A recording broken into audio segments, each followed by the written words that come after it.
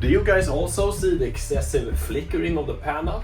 And also, yeah, the corrected settings. Now it looks... I don't know what that intro was. I'm just so happy because tonight it's cold outside.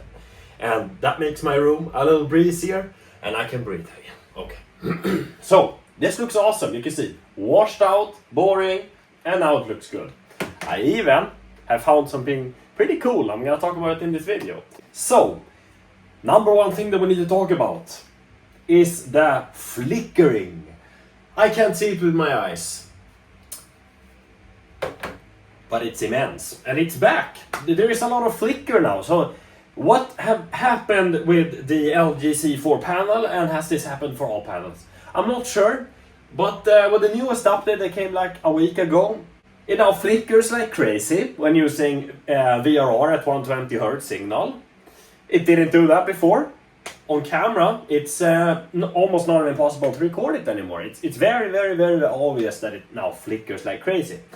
So, that said, is there anything else that has changed that nobody else in the community is talking about except for Tom on everything PS5 Pro? Because he has no life and he just looks at his TV all the time. Yes! Fine-tuned dark areas. Now this is exciting. I wanted to go into a game and try this out for yourself. You don't have to care about this whole calibration for this game, but you gotta try this out. And it's probably a bad idea to leave this in a game calibration video, because this is like big news. But maybe most people don't care too much, so I'll be leaving it in here. Fine-tuned dark areas is now, and you won't believe it, before it was the exact same thing as the black level slider. So if you didn't touch the black level slider and you only touch this, let's say you grab it and then you dial it down by one click, now you're at 49, 48, 47. I can't count downwards, I just realized. You get the idea, right? That was how it was before. How is it now? Now it takes a half step for each increment that you dial down. That's exactly what it's supposed to do. And it doesn't remove as much brightness from the panel anymore. Okay, so what does that mean for me, Tom? Please tell me. Well, if you're using the black level slider normally, and you drag this down, you will be dragging down mid-tone luminance slightly, highlight peak luminance slightly by around 50 nits if you do this, and the black level or the black floor will come into the entire image and start to black crush the image. So we don't want that, no. So normally when we used fine-tuned dark areas before, from my knowledge anyways, it was the exact same thing as the black level slider. Now that's not the case anymore. So now if we drag this down by 30 clicks, well, it kind of gets as dark as what it did before, but you can clearly see it isn't crushing the entire image. It just looks like it dragged down the black floor. Like it looks cohesive and nice. I remember a couple of days ago when I was playing another game and I was dragging it down, right? Like it's obvious that now when I drag it down all the way to the bottom, it doesn't crush the image in the same way. It will still do that in some games though, but in this game it doesn't. In this particular moment. But it's just, yeah, it's a cool thing. Now you can actually fine-tune the black level or the black floor a little bit more precise. So that is very cool for people using dynamic tone mapping and HJG alike, which is awesome. Okay, so I want to talk about the calibration for this video, because that's why you guys are here. Also, thank you guys for watching the channel and supporting the streams and becoming a member. We're up at 38 channel members right now, which is insane. Imagine when we reach 100 members, that's insane. Thank you guys so much for supporting the channel. You can see I'm happy. Not just because of the weird quirks with the TVs and the tweaks and the flickering, but for supporting me. I'm really happy, man. Yes, okay. So, boop, we fixed everything, essentially. Again, I am the best when it comes to this stuff. You already know it by now. Okay, so you can use whatever mode you want, whichever game genre you want. However, I don't recommend using sports mode because it will boost green slightly more than what I would want it for this calibration video. But you can use it if you want. So, VRR 120Hz is enabled and we're doing fine-tuned dark areas -10. Perfect. And in the picture settings we do +1 on black stabilizer. So instead of the default 10, we do +1 up, that is 11. That gives us, because we're in HDR always on, and we're using HDRG, now we're depending on HDR information. It's not there because we're playing an SDR game. What happens? 250 nits full screen all the time, except for when ABL kicks down the brightness. That's besides the point. That's horrible. That's not bright enough. Well, this game runs at around 300 nits or so, so it's bright enough. And when you up this by one click and you've boosted white stabilizer down all the way, you're boosting the mid-tone luminance.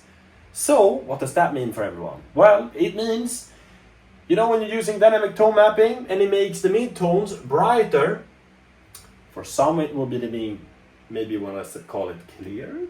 I don't know, clearer. But HDRG is always a little bit dim when using HDR. So now, when you do this, you should regain that luminance from the midtones, and it should look a little bit clearer. You will be washing out the image slightly, so I don't necessarily recommend doing this whole calibration for dynamic tone mapping. But I have checked and it looks great, it just doesn't look as good as when using HDRG. So, white stabilizer boosted all the way to 0. And black level is at 40. Sharpness is 25. It's honestly very important that it's 25 because this game has a very slight blurring or softness to the image resolve just because it's using TAA. So I recommend doing 25. I didn't see any issues now with the newest patch. So if you go up to 25 in this game using 120Hz container, all of the stuff that I've done, I won't see any differences near black. But if you go beyond 25 here, might start to get darker near black. Keep that in mind. So, that's a lot of numbers. 72 on the color depth. Isn't some of that blue creeping in again? Well, kinda, but I don't really notice it in this game. And when we have done all of these settings that we have, we're washing out the image and making it darker and kind of aligning the midtones to make it clearer. It's supposed to look washed out. That's the art style. But I don't want it to look like that, so I want to remove this disgusting filter and correct the black floor as much as possible anyways, because the thing is, we can't get perfect daytime and perfect nighttime. We have to get a really like V-curved perfection, diamond-shaped balance here. Like, we can't get everything. And boom! It looks so much freaking better, man. Woohoo! That's how I feel right now. Yes. But the sky is a little bluer because we're boosting the colors. So all colors that are there underneath the filter now creeps up more. So the blue from the sky is now more clear and visible. The yellow, orange, beige tinges from this straw house here, or whatever it's supposed to be called, now sticks out a lot more than the rest of the image. Now, if the original, I think it looks kind of like bland. Everything looks the exact same.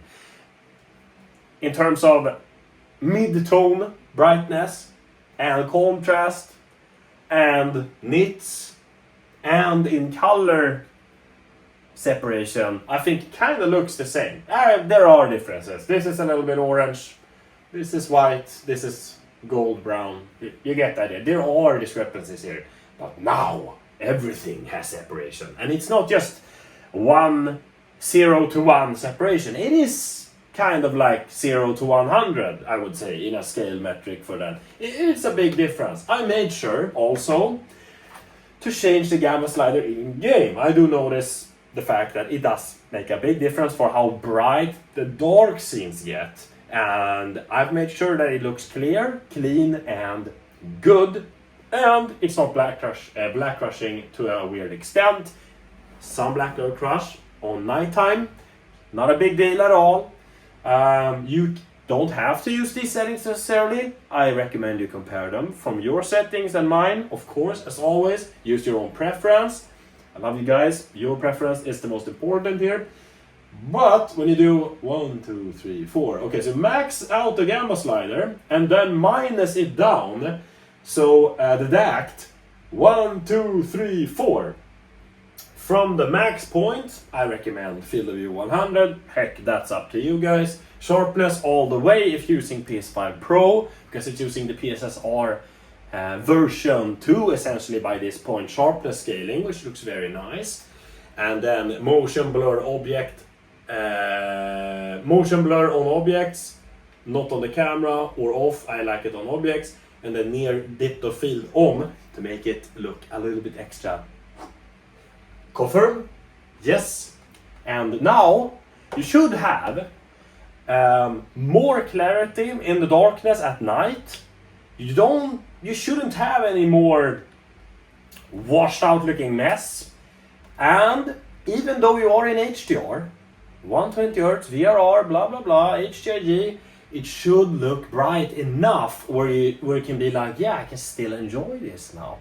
I do understand if you want to ruin your eyes and go hamsa blazing like crazy all the time and you want to use dynamic tone mapping, but hey, if you feel any tension in your eyes or you feel a little maybe tired in your eyes, like that dry feeling that you get when you feel tired from looking at the TV for more than 2 hours, you might be killing your eyes, man, like I have. So take that into consideration. Sometimes using HDRG is safer for you, like even in SDR. And you can use the trick that I told you about today.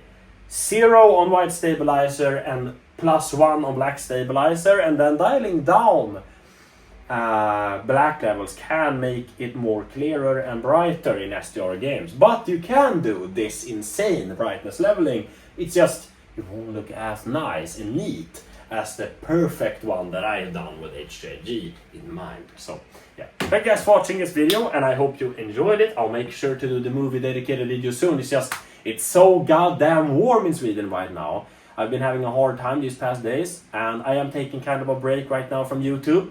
But I did want to make this video because this is like a big game changer, honestly. If you're playing games, Finetuned dark areas will now be better. That trick that I told you about is a big upgrade for like all games, you can use it.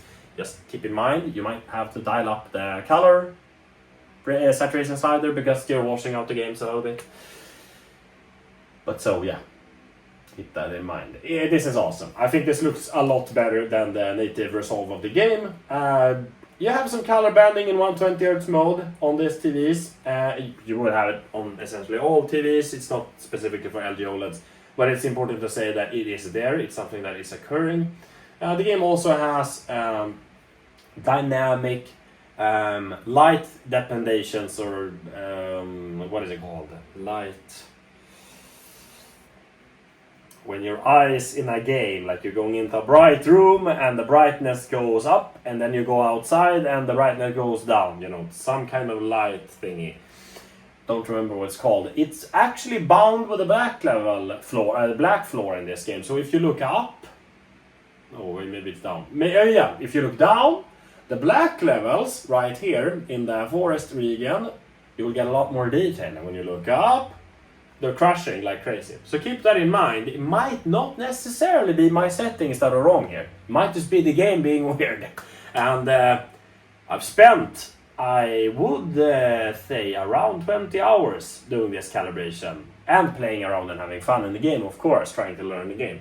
And I like this game. It's just super hard, man. Super hard. It's the hardest game I've ever played.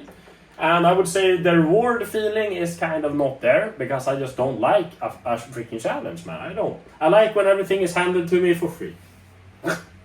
Says the dude that doesn't have a job. Okay.